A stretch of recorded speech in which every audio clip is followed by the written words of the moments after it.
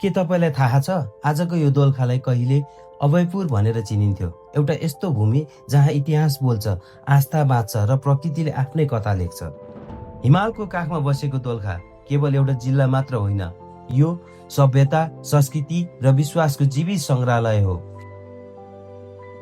सदियौंदेखि भक्तजनहरूको आस्थाको केन्द्रमा बनेको दोलखा भीमसेन मन्दिरले यहाँको पहिचानलाई अझ बलियो बनाएको छ। चारैतिर हरियाली डाँडा र मनोरम दृश्यले सजिएको चरीकोट दोलखाको मुटु जस्तै हो।